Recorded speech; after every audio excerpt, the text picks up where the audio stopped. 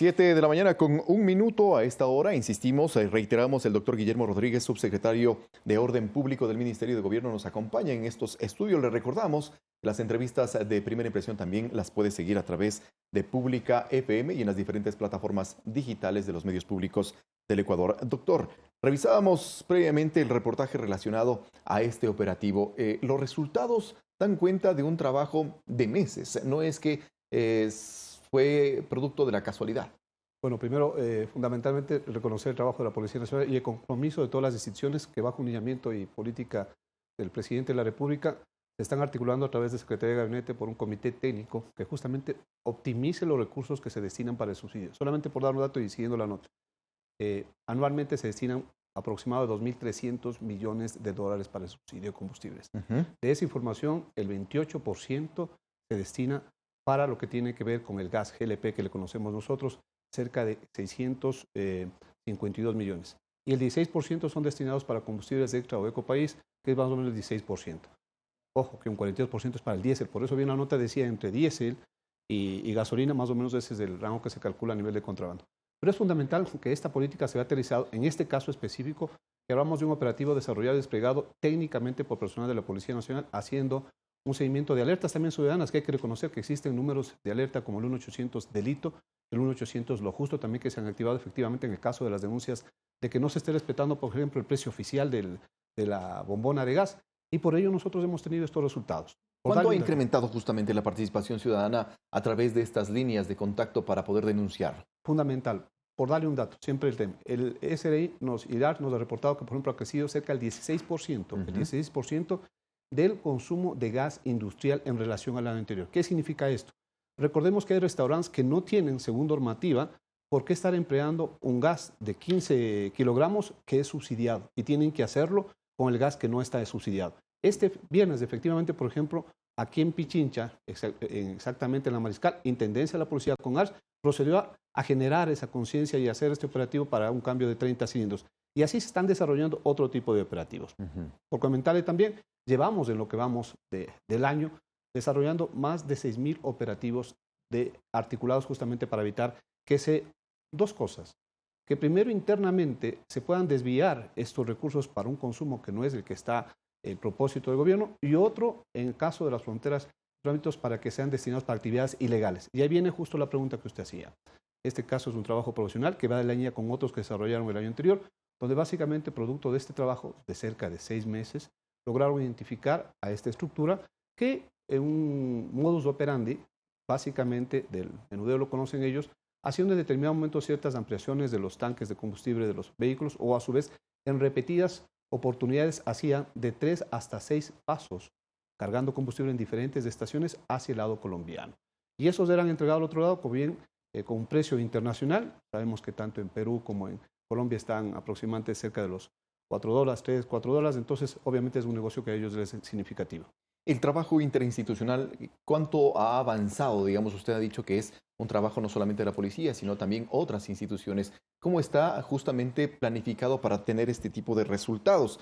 ¿Y cuánto se invierte a propósito, sobre todo en las fronteras, para poder controlar este tipo de irregularidades? Fundamental. Nosotros tenemos datos significativos. Le decía y estoy mostrando un cuadro, a ver si lo pueden tomar desde pantalla. Primero hay un seguimiento y control. Y sobre base, en primera instancia, sobre la base de la focalización del tipo de operativos, nosotros hemos ido cada semana ir cambiando el objetivo. Entonces, por ejemplo, en primera instancia, y entendíamos, hay gente que inclusive en por noticias falsas, intenta dejar el imaginario de las personas que el subsidio del gas se va a retirar. Y no es así. Entonces, yo creo que las autoridades, las máximas autoridades del país han sido claras, no procede eso como tampoco el diésel. Y en esa lógica hemos incentivado los operativos, por ejemplo, del control del venta del precio justo, es decir, de 1.60 a nivel de distribución como tal.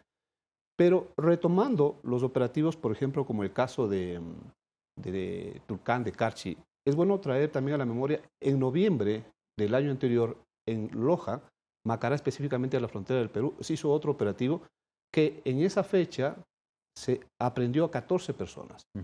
Están con medidas cautelares 3 y 11 todavía están detenidas porque existe la instrucción fiscal como tal. En ese operativo, como resultado de este trabajo de la Unidad de Investigación de Delitos Energéticos de nuestra Policía Judicial, básicamente se calculaba un perjuicio de $3 millones. Ahora, el impacto es significativo porque no queda ahí. A estos operativos se los da sostenibilidad y el seguimiento y el trabajo, el contacto que hace el trabajo en territorio, se evidencia que básicamente sí tiene un impacto y está disminuyendo esta actividad en esa parte del territorio. Planteémonos algunas cifras, por favor, si es que es posible, con relación a esa reducción, precisamente ese impacto que usted hace referencia no solamente con este último operativo, sino el de Macará, por ejemplo, el año anterior, y los diferentes que seguramente no son tan publicitados, además. Sí, bueno, quisiera dar un dato que es importante, por ejemplo, de acuerdo al nivel de competencia de las instituciones, por ejemplo, ARS. En la competencia de ARS ha levantado 48 expedientes administrativos, así como también ha generado 245 citaciones a centros de distribución de parte. Aquí nosotros hemos logrado, por ejemplo, ante estas denuncias ciudadanas que, por ejemplo, no le estaban vendiendo a 1.60 el precio oficial, la semana anterior se clausuró 2 centros de distribución, porque además que ya entró el SRI, no estaban entregando la factura. Recordemos que esta disposición de la factura no es nueva, ya en el año 2008 hubo la disposición. En el 2018 lo que viene es de factura electrónica. Entonces, la factura electrónica a partir de 2018, enero, ¿no? a 2018. Pero ni siquiera han entregado ningún tipo de factura.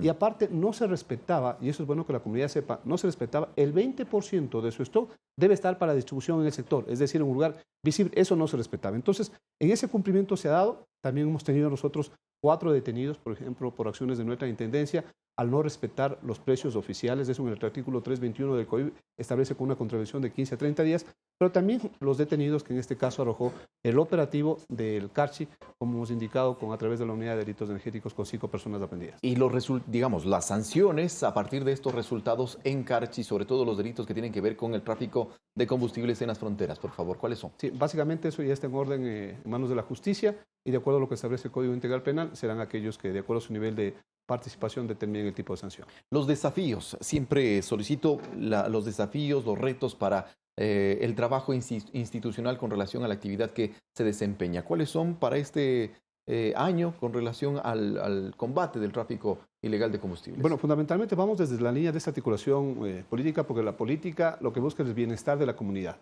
Nosotros, por ejemplo, cada semana nos reunimos y articulamos efectivamente, y para esta estamos nosotros focalizando, por ejemplo, el tema del trabajo de control en las estaciones de distribución de gasolina. Ahí tenemos la obligación y llamamos también a nuestra comunidad, que es la obligación tanto del que despache combustible como del usuario de dar sus datos para que sean ingresados. Porque eso nos permite transparentar la información y definir ciertas acciones que tenemos que tomar. Por ejemplo, ahí estamos trabajando porque el hecho que no se cumpla de parte de la gasolinera o del distribuidor llega inclusive una sanción que podría dar de $30 por cada vez que no la haga. Entonces eso es fundamental, que cada uno ayudemos a cumplir lo que establece la norma y con esa seguridad vamos nosotros a tomar las mejores decisiones. 7 de la mañana con 8 minutos, el empoderamiento en todo caso ciudadano también para contribuir al trabajo interinstitucional de este tráfico ilícito de combustibles que es subsidiado, recordemos. Vamos a hacer una pausa, enseguida regresamos con más. Aquí estará en nuestros estudios el canciller de la República, José Valencia. Regresamos enseguida.